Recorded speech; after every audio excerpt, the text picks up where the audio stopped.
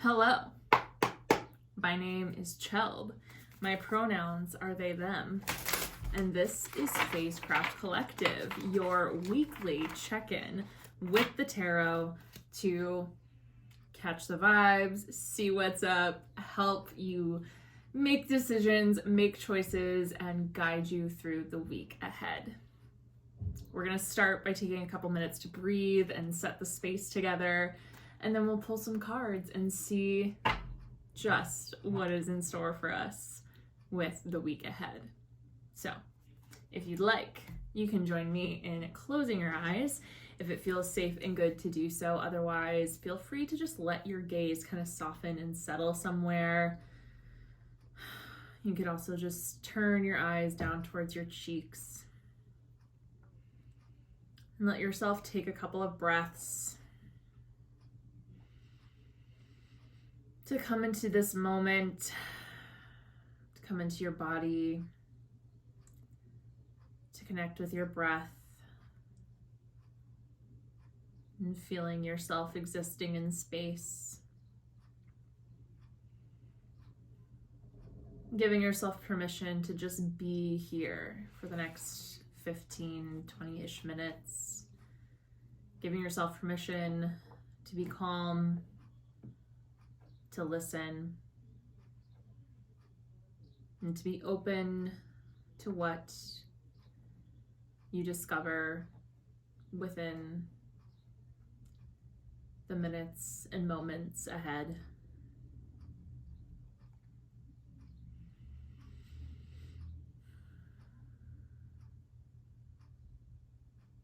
Take a really big, deep inhale and a really forceful exhale, sending the heat of your breath down into the soles of your feet, anchoring you into the present moment and melding you into the here and now. In this space, I'm going to call to the spirits and guardians of the elements and any other entities, ancestors, guides that want to be present for this reading. And as I name their forces, I invite you to imagine erecting a circle of stones or flowers, lighting up a ring of fire, carving a moat and filling it with the bluest waves, or simply feeling a force field of air holding out all unwanted and negative energy.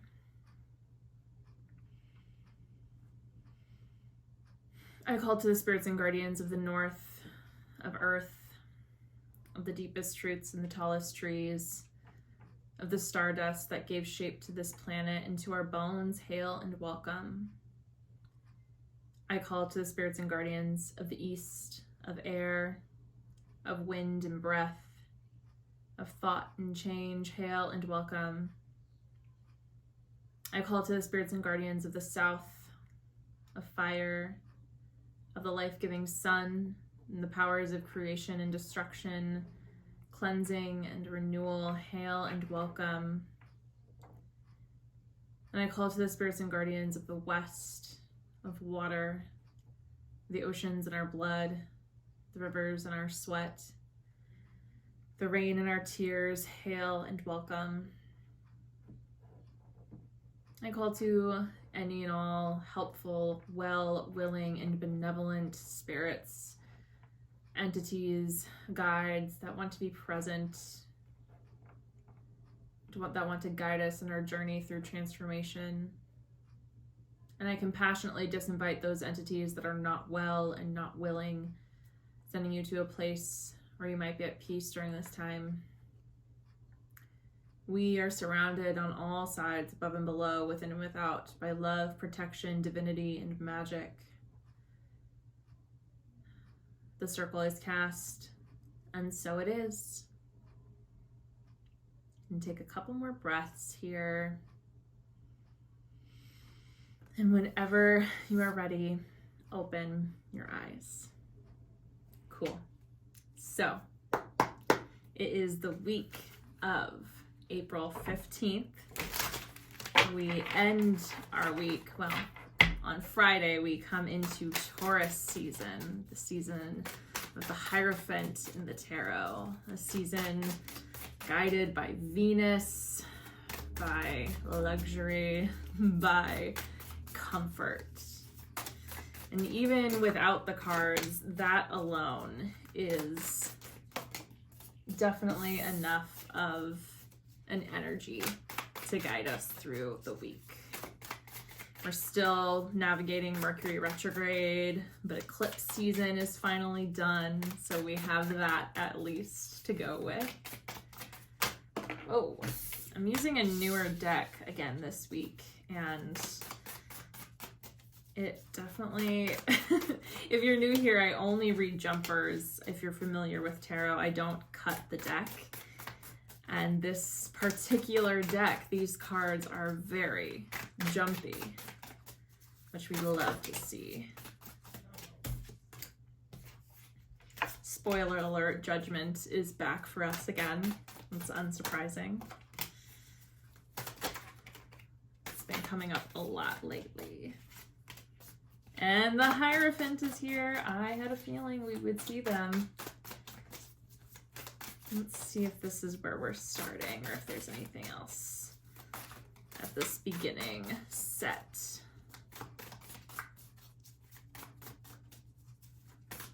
Okay. I think this is where we are beginning. Yes. Cool. All right. Going right ahead, we have some really,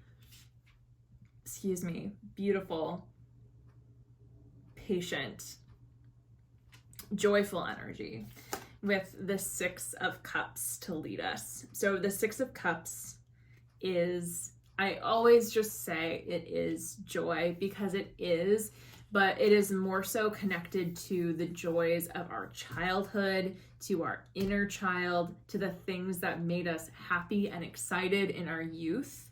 And it's an invitation to connect to those things, to really explore what makes you feel like a child, what you, again, loved when you were young, and how you can incorporate those things into your life as a grown or grown-er person so that you can infuse your everyday life with that joy.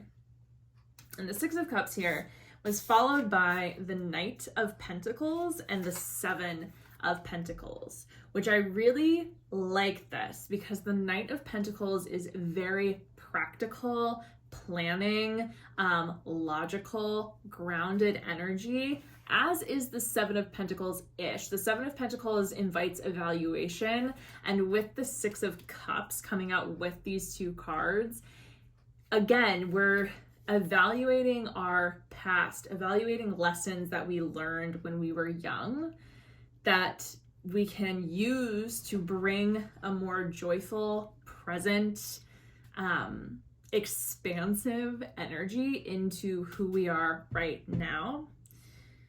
How we can use that then to make plans and routines to guide us into whatever phase of our life we are entering. The Seven of Pentacles, again, with the Six of Cups, evaluating the things that have brought you joy, evaluating the work that you have done to reach the point that you are at now, and how the things that make you happy have played into it. Too often, we push down and deprioritize our joy, or deprioritize fun because we have to work, because we have to focus on making money, because this and that and the other thing. But how can you instead use the things that bring you joy, use the things that are fun and make you feel, again, fulfilled, to lead your plans, to lead your more practical tasks so that you can infuse that fun into everything you do. This is followed up by the Page of Swords and the Judgment card. I've talked about Judgment before. Judgment is our collective awakening, collective liberation.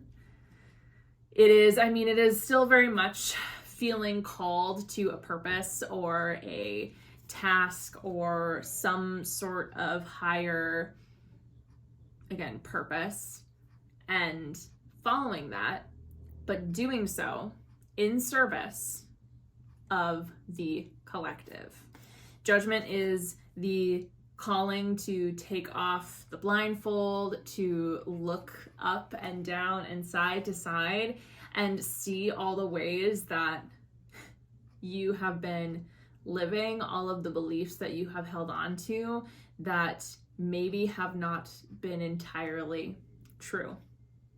This could be in relation to where you work, where you go to school, where you live, your own personal beliefs and habits that have held you back, your government, your institutions that you belong to, and the Page of Swords being this essence of curiosity specifically related to truth and truth seeking. I think if I remember correctly, it's kind of a blur from day to day these days, but last week or the week before, one of the two, we also had a little bit of a confrontation with truth seeking. With the Judgment card and with the Page of Swords together, you are being called to seek out your own place in this liberation. You're being called to seek out your own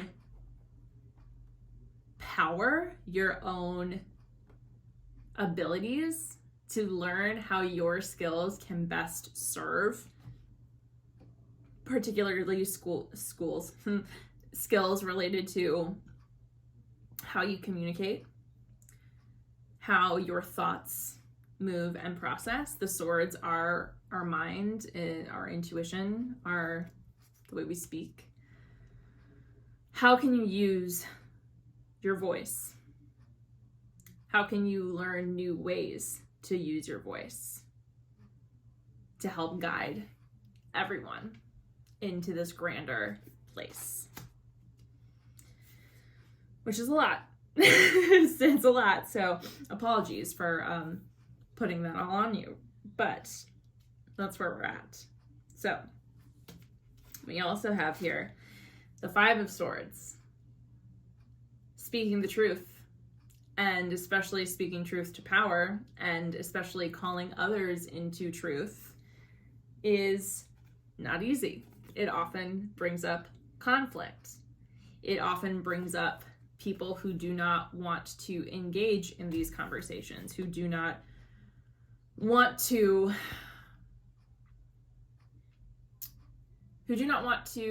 disrupt the status quo in a way that means that they try to walk away from you or from the truth that you are trying to provide. And so as you are in this process, and as you are maybe having conversations and communicating, how can you do it in a way that does not alienate yourself? How can you do it in a way that is inviting rather than polarizing, which is not, I'm going to say right now, not something that me, a human being, would necessarily worry about all the time, but I can be a little abrasive. So how can you use your voice to unify instead of divide? And how can that then start to bring us into a bigger place of community, of expansion? I'm holding the 9 and 10 of Cups in my hand. Of, again, that collective liberation, happiness, fulfillment, not just for you, but for us all. But also for you, because you are part of the collective. Navigating these conversations to come, navigating the different ways in which we move through the world and the different people that we have to interact with. I'm holding the 5 of Swords again, talking about conflict and how you can fight all you want, but if no one comes out with anything other than, well, we just had a fight, then what was the purpose? So the 9 and 10 of Cups here to remind us why we are in these conversations in the first place. And it is because we seek to bring that Six of Cups joy to all beings. Loka samasta sukino bhavantu. May all beings everywhere be happy and free from suffering. That's a Sanskrit chant from the yogic tradition that I think of frequently when the Ten of Cups comes up. May all beings everywhere be happy and free from suffering. And what does that actually mean? And do we count ourselves in all beings everywhere? Finally, in this first grouping, the Hierophant, which again, this is our card for Taurus season, which begins at the end of this week. And the Hierophant is such an interesting energy, especially married with the idea of Taurus, because the Hierophant does speak to tradition, to institution, and not as much as the Emperor, but usually ancient and sacred tradition, and how we connect with those things, how you connect with ancestor, how you connect with those that came before you, and with Judgment, with Ten of Cups, with Knight of Pentacles, and Seven of Pentacles here. Thinking about the work that was done by those that came from before you. Thinking about the people who blazed the path forward for you to be who you are, for you to have the rights that you have. I didn't mean for this reading to get this way, friends. Sometimes this is just the way the cookie crumbles, all right? We all have to work together and lean on the wisdom of those who began this work in order to bring it forward. And in order to reach the end goal that our foremothers, fathers, parents had in mind. So, with that being said, I mean, the Hierophant, when I am talking about sacred tradition, right, it is also often an invitation to connect with ancestor, but again, ancestor does not have to be people who are directly related to you, especially as queer people. If you listening to this are also queer, we have our transcestors. We have our queer ancestors who are not directly related to us by blood, but are related to us by fight, that are related to us by suffering, unfortunately. And a lot of them had beautiful and incredible ways and tactics to move the fight forward so that we could be where we are and continue it now that they are no longer with us. And maybe that's just been on my mind a little bit, but that is also where we are with the cards today. Okay, let's see, we have 4 more here. I think that feels like the end, but let's see. I spoke too soon. I spoke too soon. Yeah, this deck is really talkative, which is fun, but we do have to wrap things up here. So I'll give you one more good shuffle, and if there's anything that really needs to be said, spit it out, but otherwise this will be it for us. It said, hey, the Lovers.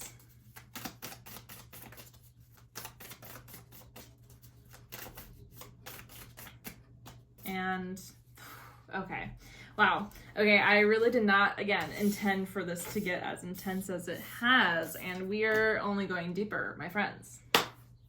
We have here the Two of Swords, the Page of Pentacles, and the Devil. And I really want to talk about these all together because the Page of Pentacles, we also had the Knight of Pentacles earlier, the Page of Swords. So again, the pages, we're talking about this like really curious, like student, beginner energy. And when we're talking about the Pentacles, we're talking about our material world. We're talking about earthly bodies, possessions, money, and coming into an earth sign season with Taurus, those things are often very prominent in our mind.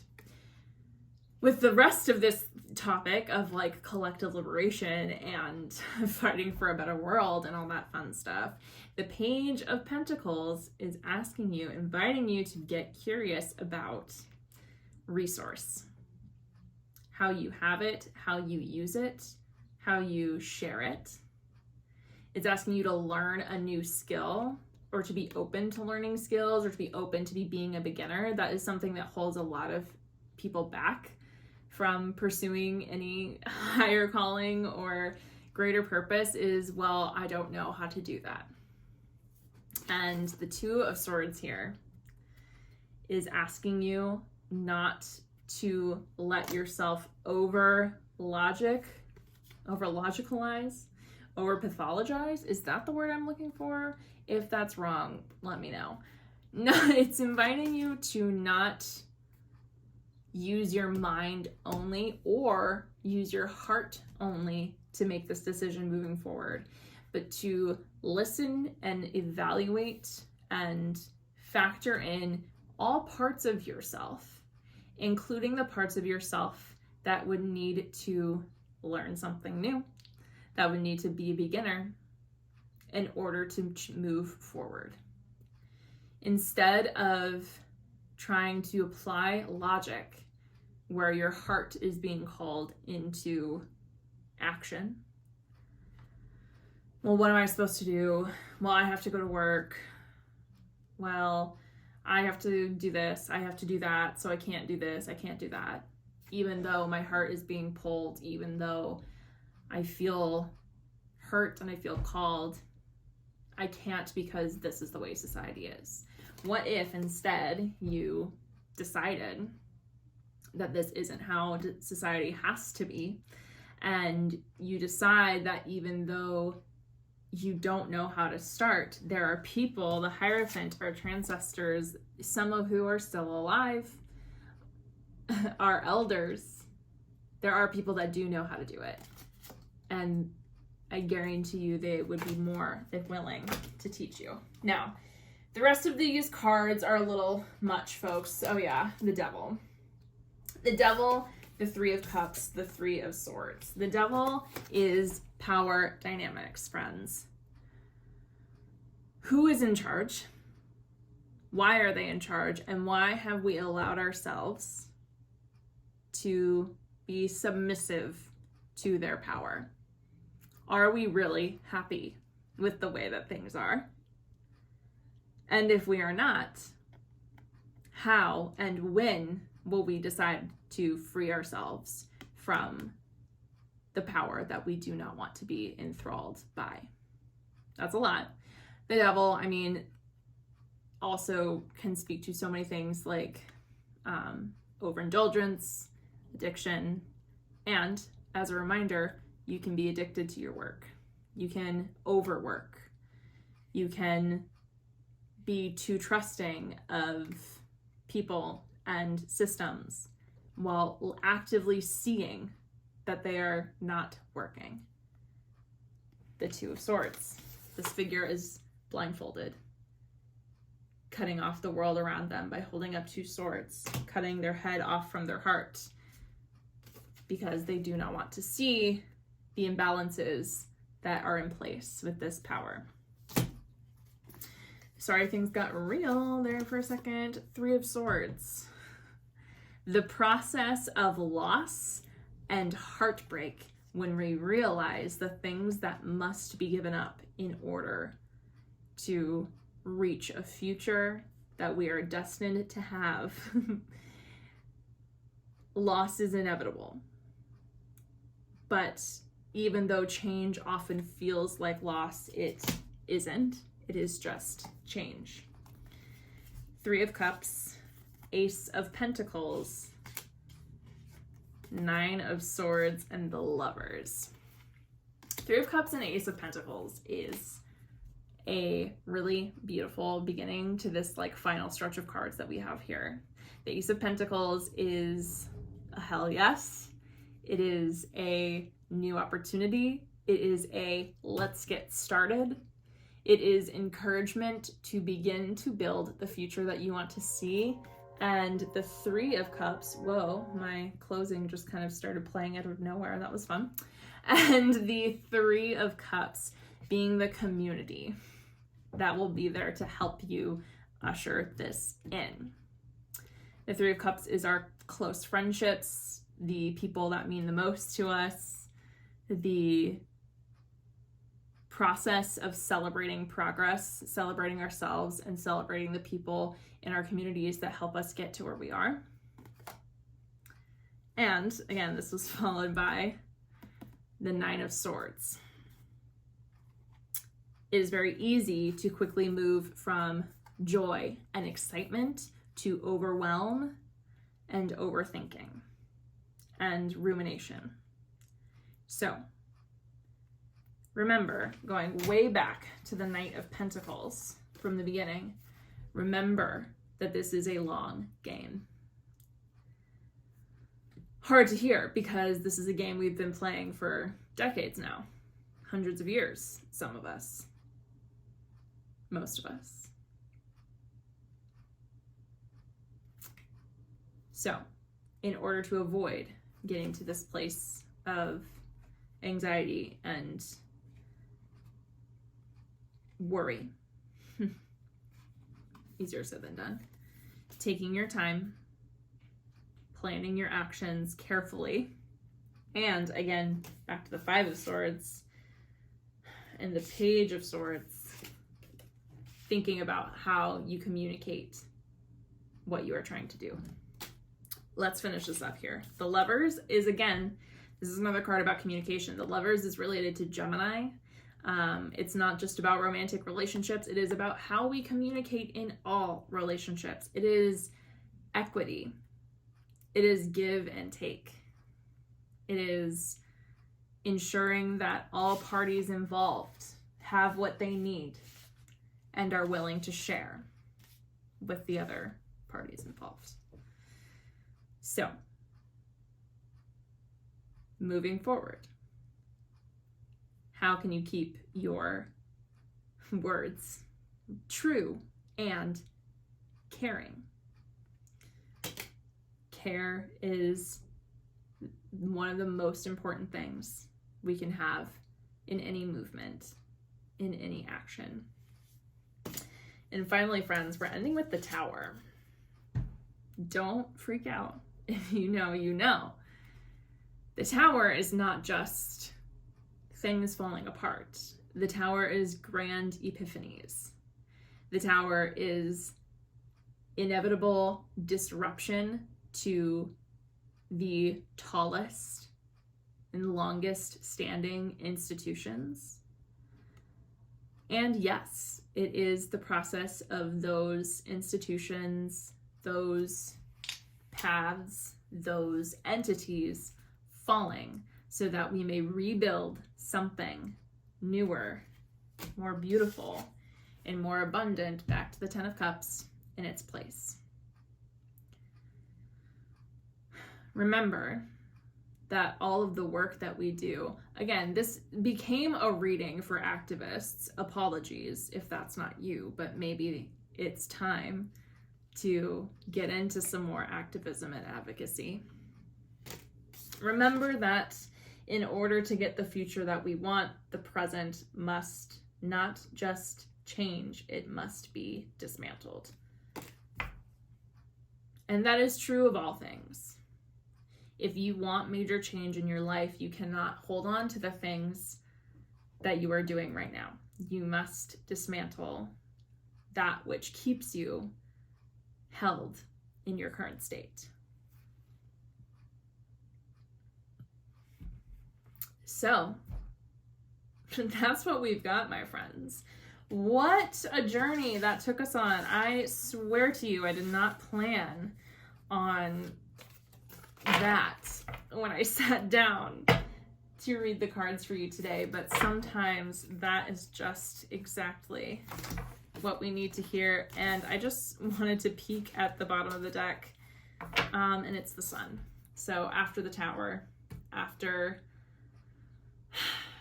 the hardship, the miscommunication, the difficult conversations, after all of the hard work is the sun, is the joy that we seek, the liberation, the happiness, the freedom for all beings everywhere. Okay, now I'm really done though. So thank you so much for being here, for listening, for going on this journey with me. If you are curious about the tarot, if you have read for yourself for a little bit, if you want to deepen your relationship to the cards, release your reliance on guidebooks, if you are brand new to tarot and are a nerd for history and process, then I have a 4-week course starting on April 20th, which is this coming Saturday. It's called TAROTSCOPE. It's going to be awesome. I'm really excited. We're going to dive into the history. We're going to spend time with the major arcana and the court cards. We're going to learn how to read the cards relationally. We're going to look at different systems of divination and interpretation. And it's going to be a fantastic 4 weeks. So if that sounds interesting to you, all of the information is on my website, phasecraftmagic.com/classes, and I'll have the info in the episode description here as well. But otherwise, let's close this circle. Let's release this energy. Let's go about our day. I'm going to invite you to close your eyes one more time and take a couple of deep breaths. Just let yourself kind of settle in with this energy. Let yourself absorb the messages that came through.